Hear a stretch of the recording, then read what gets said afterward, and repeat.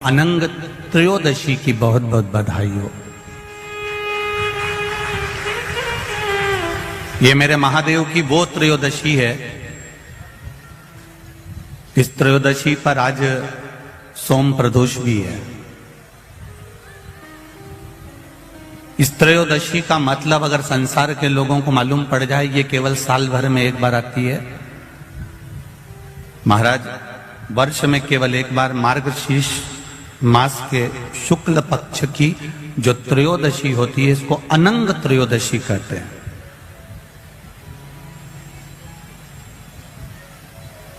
इस त्रयोदशी का महत्व, जिसके परिवार में पति पत्नी का झगड़ा होता हो, जहां अदालत तक बात पहुंच गई हो, या बेटियां मायके रह रही हो, पति कहीं दूसरी जगह रह रहा हो, या किसी पति का या पत्नी का स्मरण कहीं दूसरी जगह हो, इस अनंग त्रयोदशी का मात्र स्मरण, इस अनंग त्रयोदशी का मात्र पूजन, पूरे साल भर में आप शंकर भगवान की आराधना करते हो, पर इस अनंग त्रयोदशी की आराधना का फल ही दूसरा है, इसका महत्व ही दूसरा है।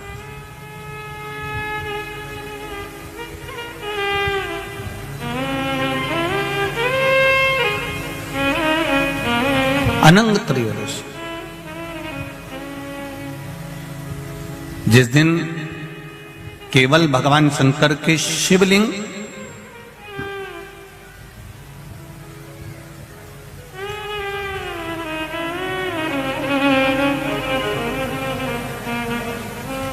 जैसे ये जलाधारी है माता पार्वती जी का हस्तकमल, ये शिवलिंग रखा हुआ है। ये जलाधारी में से पानी बहने का स्थान, बीच में मोटी सी लाइन जहां अशोक सुंदरी विराज रही है, राइट में गणेश जी, लेफ्ट में कार्तिकेय जी, और गोल जो भाग है वो माता जी का हस्तकमल है। और ये जो शिवलिंग रखा हुआ है, ये शिव का स्वरूप है। जहां पर भगवान शंकर का शिवलिंग रखा हुआ है, उस स्थान पर आज अनंग त्रयोदशी के दिन मात्र जिस पति पत्नी का आपस में बैर चल रहा हो, अदालत में झगड़ा चल रहा हो, विवाद चल रहा हो, आपस में प्रेम समाप्त हो गया हो, एक दूसरे का सम्मान करना भूल गए हो, बात बात में झगड़ा करते हो, जरा जरा सी बात में मन मोटाव हो जाता हो, वो केवल एक कच्चे दूध की मात्र उंगली को भिंगाकर अगर जहां शिवलिंग रखा हुआ है वहां पर केवल कामदेव रति शिव और पार्वती का नाम लेकर मात्र उस कच्चे दूध की मात्र उंगली ही फेर देते हैं, तो उन पति पत्नी का जिंदगी में कभी विवाद नहीं हो सकता और कभी गलत मार्ग पर वो जा नहीं सकते। ये अनंग त्रयोदशी की महत्वता है, आज की महत्वता।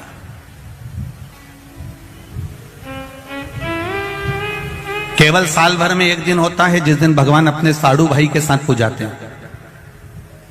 केवल साल भर में एक दिन होता है जिस दिन महादेव कामदेव के साथ पूजाते हैं।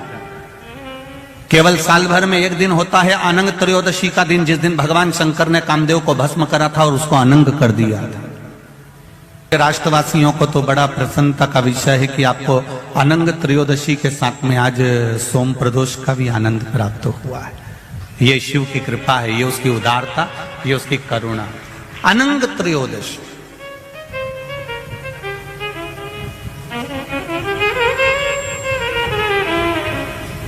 अनंग त्रयोदशी।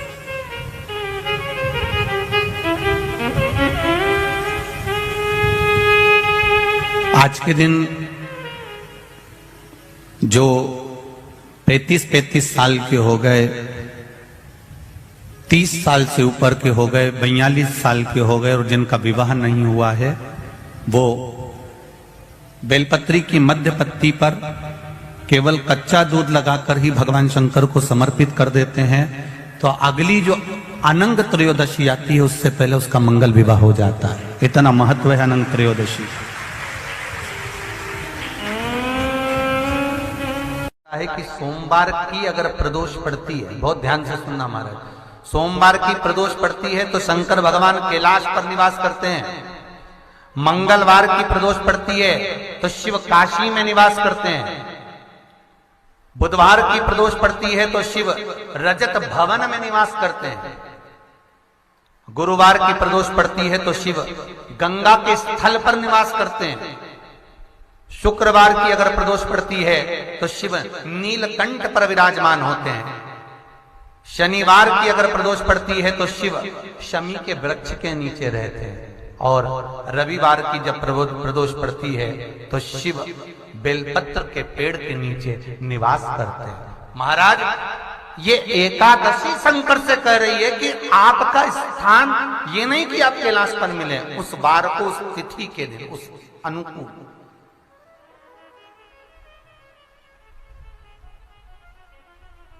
हमारे यहां कहते हैं सोमवार की जो प्रदोष पड़ती है वो इच्छा पूर्ति करती है, मंगलवार की प्रदोष रोग से मुक्ति देती है, बुधवार की प्रदोष कामना की पूर्ति करती है, गुरुवार की प्रदोष शत्रुओं का नाश करती है, शुक्रवार की प्रदोष सुख और शांति देती है, शनिवार की प्रदोष संतान का सुख देती है, और रविवार की प्रदोष जो काम दुनिया में कोई नहीं कर सकता वो अचूक फल की प्राप्ति रविवार की प्रदोष करा देती है। महाराज, ऐसी प्रदोषों का नियम वर्णन किया चाहिए। भगवान कहते ठीक है, तू थोड़ी देर खड़ी हो। एकादशी सम्मुख खड़ी हुई, पार्वती जी ने जिस अंगुष्ठ का जल पीने के लिए लिया था हाथ में, बस पीने ही वाली थी, शंकर भगवान ने वही हाथ में जल लेकर एकादशी के हाथ में उसको देकर कहा, ले, ये मेरे द्वारा निर्मित एक व्रत है जिसे त्रयोदशी के दिन तूने मांगा है, मैं तुझे देता हूं। आज इस व्रत का फल मैं तुझे प्रदान करता हूं। अब तू जिस जीवात्मा को लेकर जाएगी उसका पाप प्रबल नहीं होगा। किसी स्त्री, पुरुष, बालक, बुजुर्ग जो भी होगा जिसने प्रदोष का व्रत करा होगा, वो जीवात्मा को तू किसी फल की कामना से नहीं, स्वतः ही लेकर चली जाएगी। उसमें कोई कामना नहीं है। बन सके जीवन में 11 प्रदोष या 26 प्रदोष करने के बाद आप उसका उद्यापन कर विराम भी दे सकते। पर जीवन में एक बार प्रदोष का व्रत मौका मिले, जिस कामना से, जिस दिन का भाव आपके मन में आए कि मुझे रोग से मुक्ति पाना है तो ये प्रदोष मुझे करना है, मैं और रोग मुक्ति के लिए, हम मंगल, जो भी आपके मन में आ रहा है, संतान प्राप्ति के लिए शनिचरी प्रदोष, आप उसका स्मरण करें। फिर लिखा शिव महापुराण में, बड़ा सुंदर लिखा विद्या जी ने, मान लो आप प्रदोष का व्रत नहीं कर सकते, आप अगर व्रत नहीं कर सकते तो प्रदोष के दिन, प्रदोष काल में शाम का समय सूर्य अस्त का कुछ पल, कुछ घड़ी के पहले से लेकर बाद तक का प्रदोष काल के अंतर्गत आप शंकर जी के मंदिर में जाकर 1 लोटा पानी, 5 बेलपत्र भी अगर समर्पित करते हैं तो संपूर्ण प्रदोष का फल आपके भाग्य में प्रबल हो जाए। शिव महापुराण में इसका कई लोग सर्च कर रहे हैं। प्रदोष का व्रत है, प्रदोष के व्रत में आज मान लो मंगलवार का प्रदोष है, मान लो सोमवार का प्रदोष है, मान लो गुरुवार का प्रदोष है, तो प्रदोष में मैं क्या खाऊं, आज के व्रत में क्या खाया जाए। लोग नेट पर सर्च करते हैं, लोग गूगल पर सर्च करते हैं, किताबों में ढूंढते हैं, पोथी पुराणों में ढूंढते हैं, क्या खाया जाए।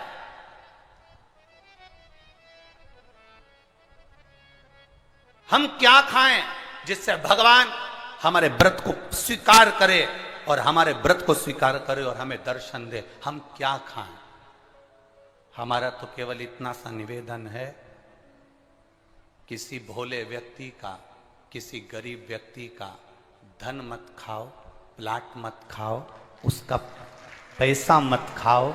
अगर तुमने उसका प्लाट नहीं खाया, उसका पैसा नहीं खाया, उस गरीब व्यक्ति का, उस भोले व्यक्ति को तुमने धोखा देकर कुछ अगर खा लिया तो समझ लो कि भगवान तुम्हें माफ नहीं करेगा। तुम कुछ खाओ चाहे मत खाओ, पर किसी सीधे, किसी भोले और किसी गरीब व्यक्ति का हक मत खाओ, तुम्हें व्रत का फल मिल जाए, तुम्हें व्रत का फल प्राप्त हो जाएगा।